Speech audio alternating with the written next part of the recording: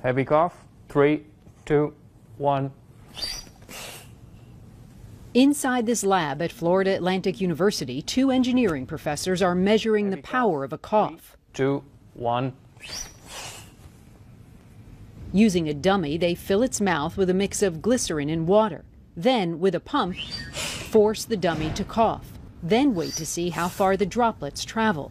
They fill the air, visible with the green laser light, simulating what happens when we cough. It generates particles on the order of 10 to 20 microns, which is roughly close to what the smallest droplet sizes are when we cough. Take note how quickly the simulated respiratory droplets spread. 1. The droplets expelled traveled a distance of 3 feet almost immediately. Within 5 seconds, the droplets were at 6 feet, then 9 feet in just about 10 seconds. Remember, 9 feet is 3 feet beyond the recommended social distancing guidelines. It's already reaching roughly 9 feet now. It's still moving farther slowly.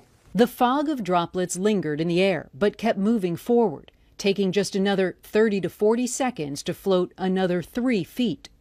It's getting closer to 12 feet now. Yes, he said 12 feet. Over and over again, the simulated droplets blew past the 6-foot mark, often doubling that distance. Okay, it has passed 3 feet already, approaching 6 feet. And it looks like it has crossed 6 feet.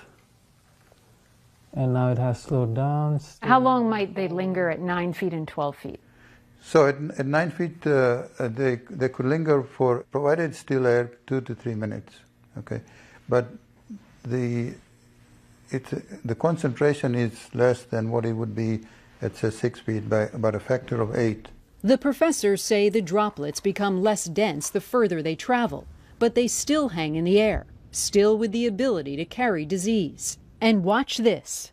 Even when we put a simple mask on the dummy, particles still dispersed from the sides of the mask, though they didn't travel very far.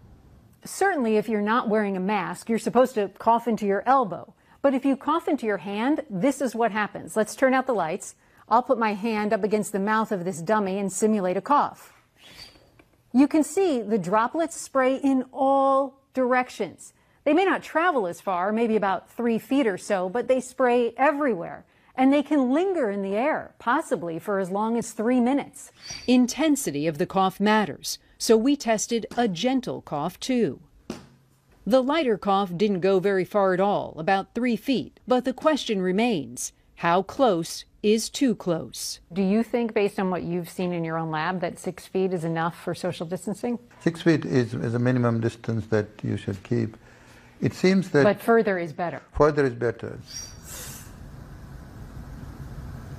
Wow, it's amazing to see that, Randy. I mean, that really blows me away.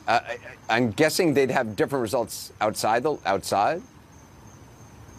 Yeah, absolutely, Anderson. We shot that indoors in a small lab, so outside they say it would be a completely different story. Even with a slight breeze like I'm feeling here in Florida tonight, they say that the jet from that cough or the droplets would disperse upward and even to the side. It wouldn't travel very far, maybe 3 or 4 feet. But what was most fascinating to me was indoors how long those droplets would hang in the air. So at times you heard them say maybe 3 or 4 minutes. So if you walked into an elevator indoors or a restaurant now that they're starting to open and somebody had coughed and you didn't know about it, those droplets would still be in the air. And with a sneeze, I asked them about that.